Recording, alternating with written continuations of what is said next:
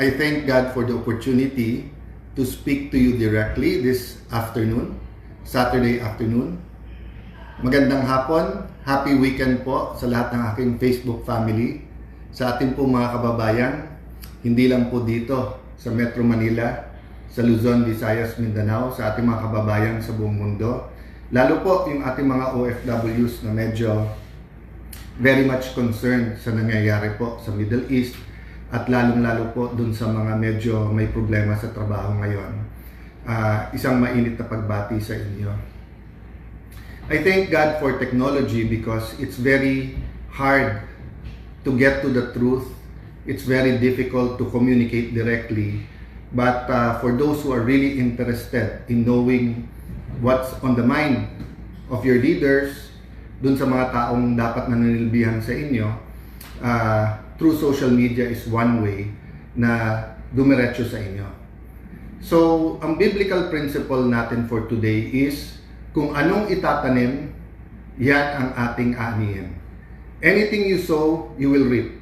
Bata pa lang tayo, tinuturo na talaga sa atin, di ba? Na hindi ka pwedeng magtanim ng mangga tapos aanihin mo ay santol. So, let's start with that.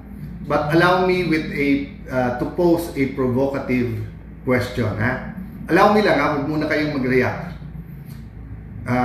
Whose side is God on? Okay, ha? Tagalogin ko. Sa lahat ng mga pangyayari sa ating bansa, nasaan panig ang Panginoon? O, adjust nyo muna yan, ha? O. So, babati muna ulit ako. Magandang hapon po sa inyong lahat. Let's have a good discussion here today. I started with a biblical principle, kung ano itatanim, yan ang ating aanihin. So, tanong po natin, whose side is God on? So, kung anong itatanim, yan ang ating aanihin. Kung mali yung tanong, mali yung sagot. Okay? A wrong question cannot come up with a right answer. We cannot come up with solutions if we think the problem is something else. Diba? Kaya nga po, halimbawa, addict. Let's say, addict sa alak, alcoholic. Hanggang aminin mo na may problema ka sa alak, hindi mo masosolve yung problema na yun. Diba? So, I was much younger. We had a pastor. He was such a great counselor. Grabe yung kanyang wisdom. And like any other religious leader, syempre sinasabi niya, basahin yung Word of God. And I'll address myself to Christians, of course. Sabi, basahin mo yung Bible. Ngayon, syempre, pag binabasa mo yung Bible sa Old Testament, di ba? God is on our side, di ba? We are God's chosen people. We win the battle if God is on our side. So, naging likha sa atin na mag-pray at sabihin, Lord, please be at our side. Lord, whether it's a basketball game, a football game, game of table tennis, whether it's a competition sa school, debate club, whether it's sa korte, parati natin pinag-pray na sana ang Panginoon nasa panig natin. Sabi sa akin po ni Pastor, Alan, baguhin mo yan. Dapat ang prayer, Lord, may I always be on your side. Okay, binaliktad ha. Tayo dapat ang nasa side ni Lord. Bakit po? Because it is possible you are on the wrong side. No one's perfect. So let's say if you're dealing with 10 issues now, 3 economic issues, 3 political issues, 2 social issues, whatever, no? Do you think you will be 100% on the right side? Only if you are on God's side are you sure you will be at the right side. That's why, as Christians, again, let me address myself to Christians. Of course, kung ano man religion nyo, welcome lahat sa discussion natin. Sa mga kapatid nating Muslim, Assalamualaikum. Si Propeta Jeremiah, kinikilala ng Hudyo, ng Kristiyano at ng Muslim. Sabi nga, di ba, na for I know the plans I have for you. Plans to prosper you and not to harm you. Plans to give you hope and a future. So ano sabi? Plans ni Lord. Hindi plans natin. So kung plan ko sana maging doktor, researcher, at ang aking ambisyon ma-discover yung cure sa cancer, for example, dahil let's say may malapit sa akin na cancer ang naging dahilan kung ba't siya nakuha sa mundong ito. Pero kung ang plano ni Lord ay maging abogado ko, mas alam ni Lord yung plano. So kahit anong pray ko, Lord, I hope you're on my side na pumasa ako ng biology and then medical school, di ba? So guys, that's the first lesson I want to emphasize today. We should all pray that we be on God's side, hindi that God be on our side. I'll give you a very controversial example. Controversial not because it's an example, but because there's two sides to the coin. For example, with the controversy sa Senate, may humirit na bakit Senator Pia, kinamusta mo ba yung magulang ng biktima ng extrajudicial killing? And then may nagtatanong sa akin, how can I talk about the right to life in the United Nations when I was Secretary of Foreign Affairs? Because there are two views. One view is that drug addiction, ang pagkalat ng narcotics o bawal ng gamot, led to rape of 2, 3, 4 years old, led to families having a crisis dahil sariling anak ninanakawan ang nanay o tatay. It led to murder, it led to massacres. I'm talking about shabu. May mga ibang drugs that less ang tama sa utak, at may mga drugs that does not lead to does not lead to violent tendencies, no? But I'm talking about shabu, no? So ang campaign against drugs is a human rights campaign, is a pro-life campaign dahil pumapatay ang drugs. At kung titignan niyo yung statistics, grabe talaga, no? Hindi ordinaryong kabastusan, acts of lasciviousness, hindi ordinaryong suntukan or mga physical harm. We're talking about the worst kind of murder, the worst kind of rape, the worst kind of stealing, cheating, lying, etc. No? It really destroys families and communities. So, for many of those who were on the side of declaring war on drugs, it was not about extrajudicial killing because we do not excuse that. Because ang sinasabi nga natin, you have to do it the right way. The other side of the coin naman is yung nagsasabing it was a front at maraming pinatay na inosente o kaya pag-addict imbis na ipagamot or instead of dalhin sa rehab, pinapatay. On the side lang kaya nga po trumiple yung dami na nasa jails kasi hindi po pinapatay, dinadala sa jail. Kaya nga po dumami ang ating mga rehab center at lumaki ang budget sa rehab, not only during Duterte's time but also during Aquino's time and Duterte and now Marcos, yung rehab, lumalaki yan. But yung paglobo sa jail, yun ang example. So what do I mean by that? So pag sinabi mong right to life, everyone will claim that God is on their side. So kung nandun ka sa drug war, sasabihin mo, God is on our side kasi ayaw ni Lord ng drugs. Kung nandun ka naman sa side na extrajudicial killing yan, of course, God will be for the right of life, di ba?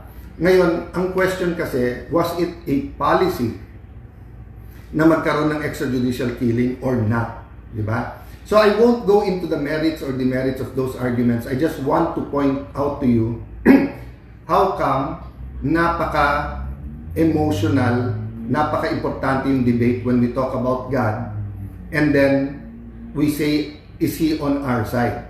So, let me just first establish, we have to be on His side. Secondly, why even involve or invoke God's will, God's ways, God's thoughts, God's law? Well, because from the start of the world, there's a lying spirit. Yung pong nagsabi kay Eve. Sabi po kay Eve, if you eat the forbidden fruit, you will become like God. So, they had perfection. With their bodies, with creation, with Garden of Eden, everything. Pero lied to para nga mahulog. That's why nga fallen ang mankind, di ba? So ang point ko po, if you take out God from the equation, from our society, from our schools, from our laws, from the Senate, from the House, from Malacanang, we will truly be lost. So, does it sometimes cause offense if someone talks about the Bible, talks about the religion? Alam niyo po, in Taguig, laki po kasi ako sa different parts of Taguig. Meron nga kaming lugar doon, parang halos isang kalye lang na paikot ay halos lahat ng religion may simbahan. And then of course, the biggest Muslim population is in Taguig. It's in Maharlika Village. And since the 90s, pag nag-attend ako ng activity, may Quran reading before any activity. So, why is it offensive if the Quran is read or a pastoral letter is read or verses are read, for as long as it is not used to say na ako tama, ikaw mali, or for as long as hindi used for deceit. I agree with you, Bible scholars who will say, and tama po kayo, na even the devil can quote scripture. The devil knows that there is God. He's just rebelling against God. Diba? So ang point ko po, there are guidelines on what we're supposed to do, but you cannot take God out of the equation because He is the Creator. Siya may alam ng purpose. Hindi dapat i-abuse, pero mali din yung sabihin mong don't use. But siguro ang tamang use is tayo ang gamitin ni Lord, hindi tayo ang gumamit kay Lord. The example I used last week is that I really like the prayer of Senator Pangilinan and then Senator Soto, no, if I'm not mistaken. But both sides, listening to that prayer that was so pure, both sides believe na sila ang on the side of the truth. So, ano tama doon? Lord, kami ang isasabi ng totoo, doon ka sa side namin. Or tama yung Lord, sana nandun kami sa side mo. So guys, those are the two things I want to emphasize today. One, God has to be the center of everything. Siya ang lumikha sa atin, siya ang may purpose, siya may alam ng katotohanan, siya ang may tamang plano. Number two, us being on God's side, not God being on our side. Number three, communication, next generation. You know, God works in generations. So, katulad ng kahit sino na gusto ng pagbabago ngayon, the younger you are, the more idealistic but also the more active. Talagang mapusok, di ba? And that's not negative, that's positive. It's good that young people are active, are analyzing, are asking questions. It's good that some parents are having a hard time. It's not good that they're having a hard time, but it's good that their children are asking questions. Having said that, it's been proven again and again and again that the noisier ones in Facebook, in SOCMED, in Instagram, on TikTok, doesn't mean they're the correct one. Ang pinakamaingay sa Garden of Eden, yung serpent. Siya yung salita ng salita na kainin mo yan, Eve, but it turned out na mali. So I'm also not saying that the majority cannot organically express their sentiments. No? What I'm saying is that kailangan may sukatan. Diba? So for us Christians, ang sukatan, salita ng Diyos. So it's important to communicate, to discuss, and I want to inject something here. Love your enemy. Kung maka-Diyos talaga tayo, sabi po sa Bible, love your enemy. Hindi sinabing listen lang to your enemy, hindi sinabing respect your enemy, hindi sinabing forgive your enemy. Ang sinabi, love your enemy. So if you like someone, you're praying for them, that's good. But if you hate someone, pray for them. You know, when you pray for someone you hate, you're actually helping yourself. Kasi ang heart, parang matter yan. Diba? Ang matter, it's something that occupies space. Diba? So, ang heart mo, napupuno din yan. So, kung puno ng heart ng hate yan, inaagawan yung space for love. So, siguro the past 2 days, ang aking po talagang happiness is to be with my pamangkins. Sila na po yung mga anak namin so far, no? And bigla akong tinanong, so nagche-chess kami nung isang pamangkin ko, and then others like sports, football, basketball, yung isa mahilig mag-coding, yung isa po napakalapit sa Diyos and he really likes to talk about the Bible and God. So yung isa po, tinanong niya ako na, yung Papi ang tawag nila sa akin. So sabi, Papi, what's happening? Usually naman yun ang expression niya, parang what's happening, saan tayo punta today? What's happening, dito lang ba tayo sa bahay? Or papasyal? But sabi ko, what do you mean? Kasi it was late at night. And sabi niya, what's happening sa Senate? I won't tell you na how I answered, but I was not that happy of the way, I really knew I couldn't just tell him, you'll understand when you're older. I also knew that I cannot give him a 1-hour explanation of all political issues. What's the ICC? What's protective custody?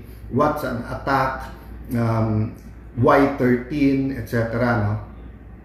So having said that, I figured out a way, and I praise God for the opportunity.